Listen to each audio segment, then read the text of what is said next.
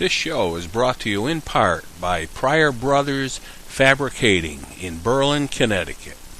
No job is too small.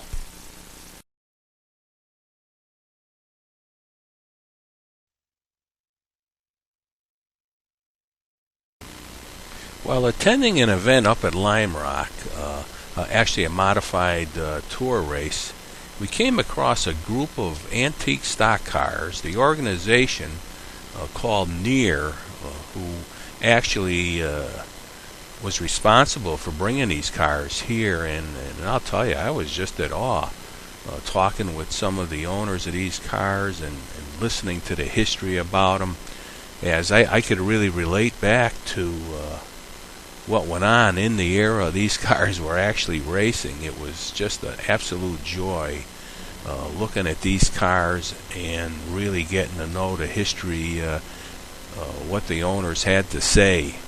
And I think you're going to find the show very interesting, as what I'm finding is the preservation of these actual antique stock cars is becoming a very popular thing, and we hope to actually cover more events like this in the future. I think you're going to like what you see.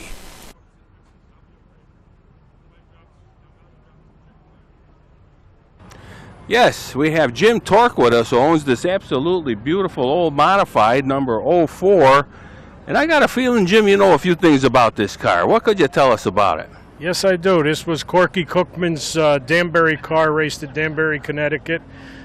Corky went on to run in the modified series and stuff through the years, and we're with New England Antique Racers. We run them about 12 times a year at various tracks throughout New England, and just so people can remember the days of old. And we have a lot of fun going around up here today. Took it on the road course for the first time. It was kind of interesting. So it's got a small block Chevy, quick change rear end, and we have a lot of fun. We travel all over New England with it. Now, when the driver was originally Corky Cookman, yeah, he raced out of Westport, Connecticut. Okay, and it was mostly a Danbury car? Yes, this car was Danbury. Then he left Danbury, went to Stafford. He raced at Stafford, raced on the dirt at Orange County. And then he went with the modified tour when it first started and ran there. And had a lot of good wins. He won up at Stafford, the Manchester Oil race up there. And unfortunately lost his life in '87 in a tour modified accident. So it's kind of, we just bring the car around so that people remember him. It's amazing how many people come up today and just thank you for bringing the car up here. I'll tell you, I just love these cars. Now, is this the original color scheme? Yes, this was picked out by Marcy Dolan, the Dolan people. She was a national women's golf champion for quite a few years. And she picked this color out because he always ran red and he ran blue and white on the modified tour cars. But she had picked out this year this color, and they sponsored it. So when a sponsor pays, you paint it the color they want it. Absolutely. I remember the story. Somebody asked me one time why the guy up in New York State there, Richie Evans, painted his cars orange, and I come to find out that that's because he used to get the paint from the highway department. Yep, that's what happens. In this business, if somebody's going to give you something, you're going to use it. You know, you never seem to have enough of that money floating around, so that's what happened back in the days. Well, we want to thank you for your interview. You got an absolutely gorgeous car, and we hope to cover these events more in the future. Thank you. We're very happy to be here today. Thank you. Okay, take care. Yes, we have Peter Penfield here, who owns this absolutely gorgeous number 24 modified. And believe me, when I see the name Don McTavish, that brings back some real memories for me, I'll tell you that. And I got a feeling you know a few things about this car.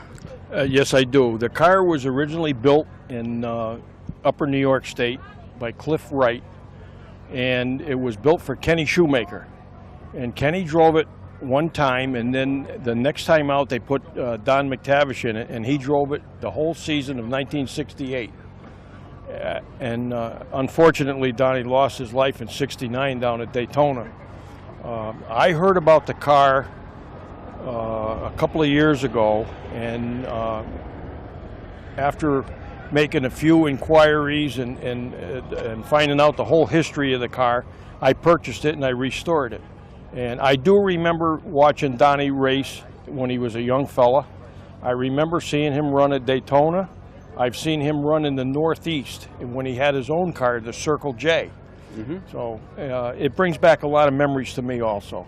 Yeah, it was tragic for him to lose his life at Daytona, and you know, it was just such a sad thing, and he was just a great driver too. He was a super driver.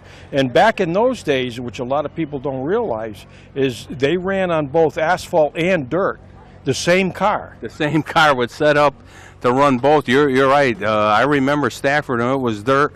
And I remember Bobby Santos' grandfather running there. Exactly. And so don't I. Yeah. And when we were running at Stafford Speedway back in the late 60s and early 70s, we ran against his father. Wow. So see that, you know, it's a small world, you know. It is. Well, I have to commend you, Peter. You've done an outstanding job in this car.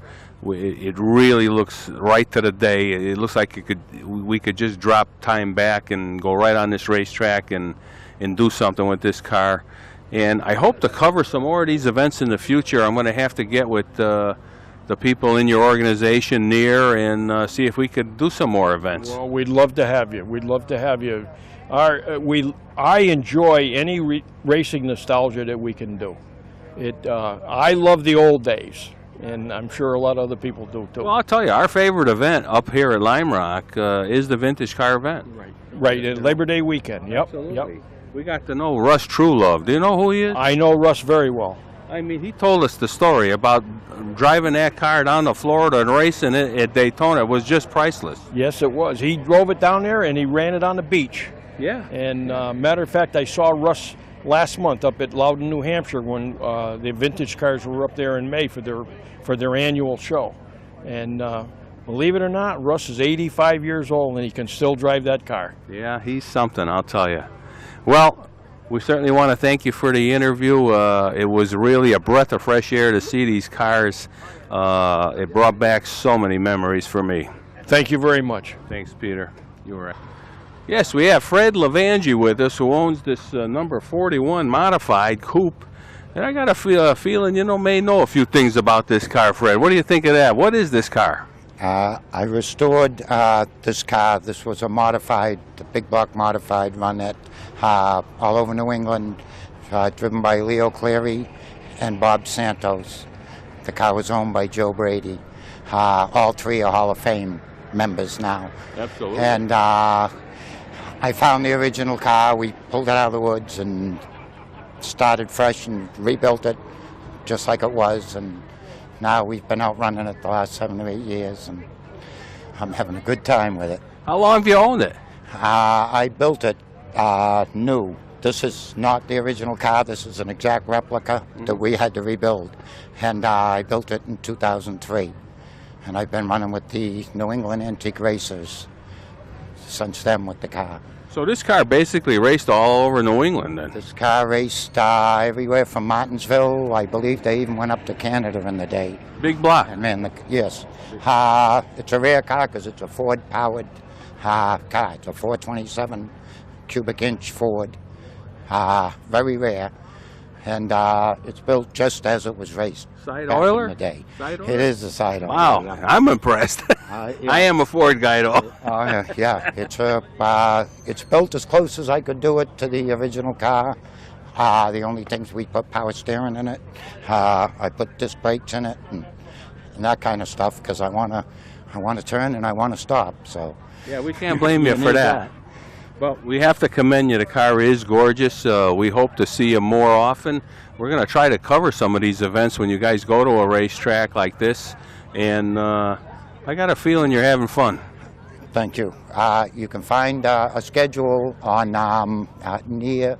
near1.com. That's NewEnglandAntiqueRacers.com. Very good. I hope you're at the reunion too. They're going to have another Plainville Stadium reunion. That's at I guess the second week in October. Really? I've been to the others. I've been to the Westboro and the Norwood reunion. We might as well go to Plainville. Absolutely. I want to thank you, Fred. You were excellent, and good luck. Thank you. Take I care. appreciate all the interest. Yes, we have Jerry Blanchett, excuse me, here with this beautiful number 49 modified that raced, it looks like in the 70 era, I would imagine, but I think you may know a little bit about this car. My name is Jerry Blanchett. The owner of the car right now is Robert Seller, my father-in-law, from Southington, Connecticut. We bought the car from Chris Young down in Long Island. He used to race down at Islip and Riverhead and those tracks down there. He used to come up the Riverside too, I hear, back in the 70s. Now, is it a small block or a big block? It's a 350 small block. Small block, yeah. Yep. So it was raced in the 70s. And is this the original color scheme and everything? The color has been changed a little bit. It was red, yes. The car was red, yeah. red. Yeah. And you come to these near events, is that what they are, throughout New England, or how far away do you go? We go up, we've been all the way up to Maine with the car. We go up to Stafford, Thompson, all the regular oval tracks. Is that right? Yeah. It must be a lot of fun. I'll tell you, I may have to catch this bug because I think this with the smile on your face, you have fun with this thing. Nostalgia racing is great. It's a lot of fun. It's a group. It's a family event that we have, and we all share together in what we love. Well, we want to thank you for your interview and hope to catch you on down the road. Thank you very much. Thanks, Jerry. You're excellent.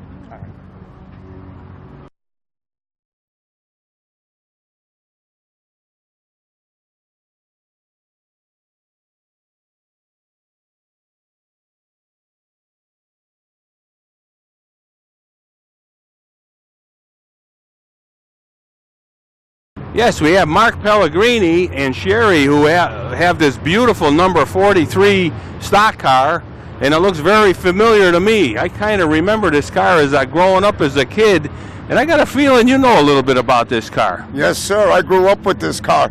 I lived about a mile from the track. I grew up with this track. About 7, 8 years old.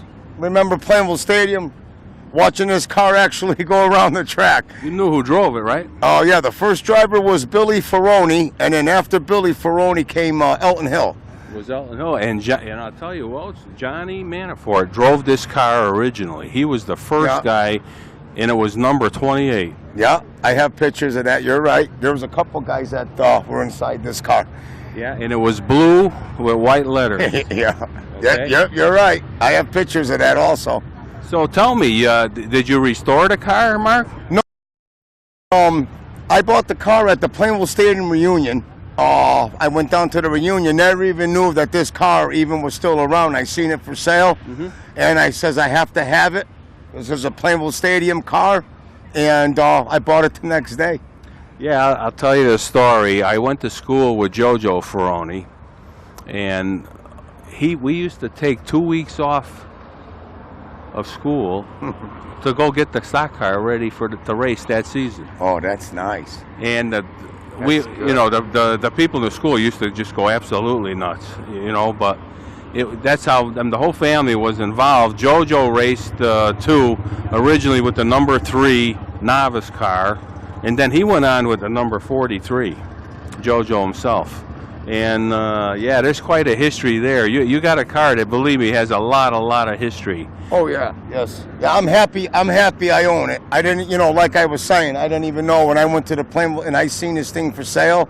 The information I got from this is when it came off the track, I believe it was like 76, 77, they had put it in a garage, and the garage had collapsed on the car.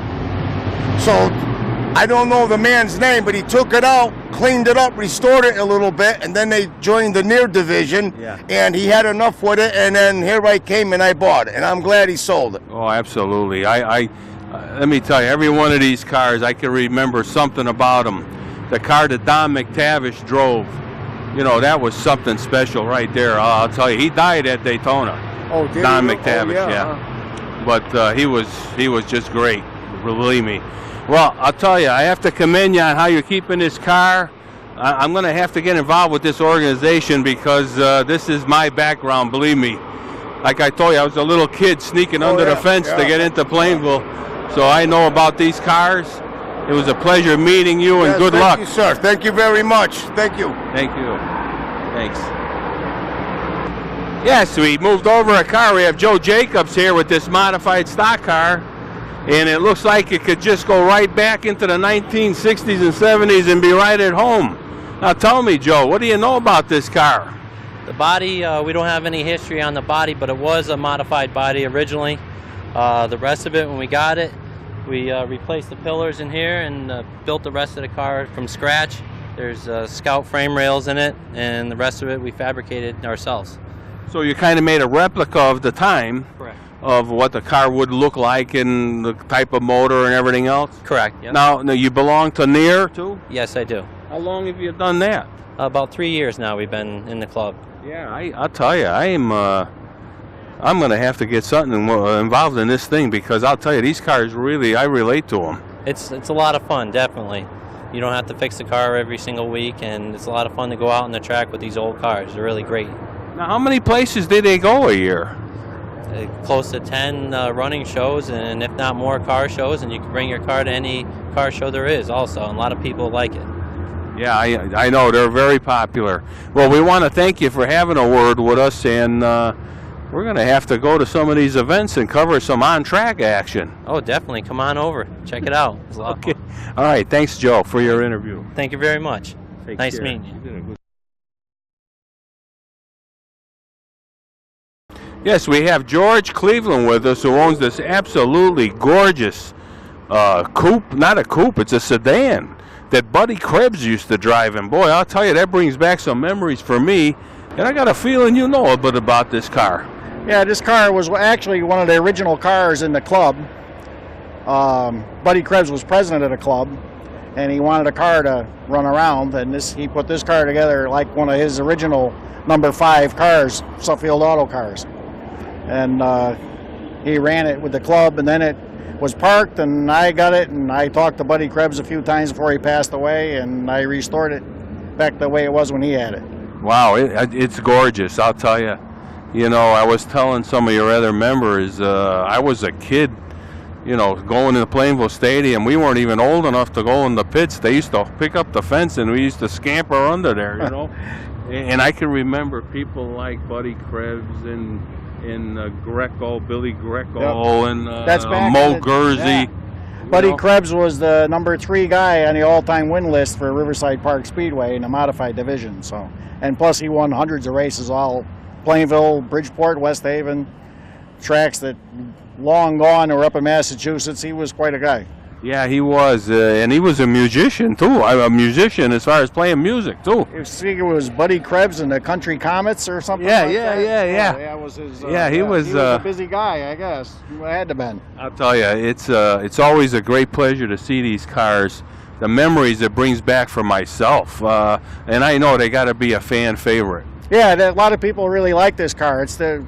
This car probably raced competitively about 1960. You know, it doesn't have many up-to-date safety features. It doesn't even have bars in the doors. The door still opens, as we just noticed, and it has a beer keg for a gas tank, but that's all original equipment. That's how they did it back then, and that's how it still is today. Back then, the junkyard was your best friend. Right, exactly. This was all nothing too special on this car. It was all ingenuity that made it go then. Well, I'll tell you, George, we're going to thank you for the interview, but I have to commend you. The car's gorgeous. Thank you. And I hope to come across you more in the future here. We're going to have to get involved more with this NEAR organization. Yes, I think it's a good organization. They have quite a bit to offer, and it's a lot of fun. Absolutely. Yep. Thank you. All right, thank you. Thanks for the interview. Yes, we have Bill Henry with us, who is the board of directors of NEAR, the organization for these antique stock cars. And boy, I'll tell you, I'm just at awe what I'm seeing here, Bill, and I have to ask you, how'd you get all this accomplished? Well, we are a membership that works for the preservation of stock cars, stock car memories. We have a Hall of Fame, and we go out. This is all donated time. We don't get paid for this. We like to show our cars, and we like the nostalgia and the fellowship of auto racing. We brought these cars here today for the fans and people that appreciate the old style racing cars. We have flatheads, older cars from the 60s, 70s. We go up to the 80s. We save and preserve. These cars come out of fields in some cases, and it's a labor of love. The car behind us took 4 years to rebuild, and you pay for it yourself. No prize money, no nothing. We are on the website. We have our own website, which is near.near1.com. We're a club. We're a nonprofit. Anybody can join. If you are a racing fan, you can join. If you own a car and you want to join us to show a car, we'd be more than glad to have you come along. If you want to donate money or help us put our museum that we have that's mobile, keep it on the road so fans can see our Hall of Famers. Anything you can do to help us would be appreciated. It's a passion, and anybody with a passion for racing, like this gentleman here, he's aces in my book. Let me tell you, I came over here, I was like 12 years old again. You know, it just brought back so many memories. Grew up with these, the Flatheads at Danbury, the people from Savin Rock. Westboro's gone, Norwood's gone. We do reunions for those tracks in the nearby location so people can come back out and see. You see people with tears in their eyes. We have people come up and shake our hand because when I was here in 1950 or 1947, I did this at the track, or my dad or my uncle. We got a show coming up at Danbury, another track that was closed in 1981. We draw 7,000 to 8,000 people for a track that was closed 30 years ago. People come down, the drivers come down and still sign autographs. Wow, well, I'm impressed with that. Now, where's your next event? We go all over New England. We have a schedule that we're posted on the website. One of our big shows would be, you'll see a lot of cars you can come up and touch. It's going to be at Thompson Speedway on August 21st. I don't know when you're broadcasting for this, but they'll have 5 clubs there. So if you can come on up. Because of the show here, we have a tentative to be back here on Sunday, a Labor Day weekend. Check our website. We're always updating. We do all over. We do Monadnock. We're going up to Beech Ridge, Seekonk over in Massachusetts. Well, that's great. I'll tell you, the website should kind of direct anyone where to go. And I'll tell you, I am so glad you're coming here Labor Day weekend because we were going to be here with the vintage event at Lime Rock. I look forward to seeing you, and I thank Lime Rock for inviting us back. Absolutely. I want to thank you for your time, and I'll tell you, I want to thank you for what you do because this is a piece of history. It's not me, it's the individual car owners. It's a club, it's everybody. I didn't do this alone, I couldn't do this alone. I have a great bunch of folks in this, and like I said, anybody with a passion for racing is more than welcome to come and join us. Thank you for the interview, and good luck. Thank you very much. You're excellent. Thank you. Yes, as we come to the conclusion of our show today, I hope everybody has enjoyed it as much as we did producing it. We're going to be showing you some of the cars we did cover today. It was really all by complete surprise that the organization Near did come to this event at Lime Rock, and we really had a great time with them. The history of these cars is truly something special, and as always, coming to Lime Rock is just an absolute joy for us. We just love coming here. And I want to thank our crew for all the great things they do. Dwayne Cody, Billy Majak, David Seidlinger, Lisa Backus, and Luis Gonzalez. We always just can't thank them enough for all the great things they do. We certainly want to thank Lime Rock Park. They're always just gracious hosts, and we really love coming up here and working with them. And I hope everybody tunes in for our next show next week. As you know, you just never know what you're going to see on Racing Action today. And today was just one of those days where it's really something special.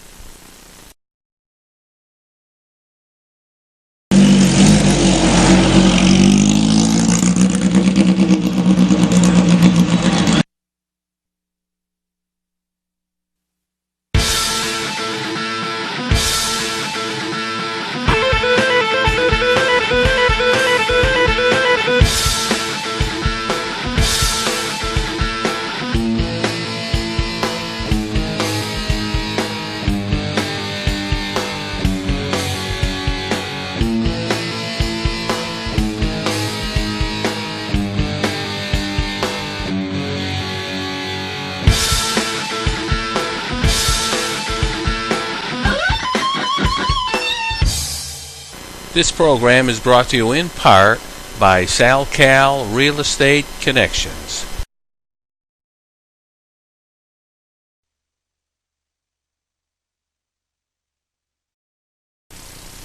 Special thanks to the Racing Action Today crew: Dwayne Cody, Billy Majak, David Seidlinger, Lisa Backus, and Luis Gonzalez. Also, we want to thank our home station, Nutmeg TV, for all their support.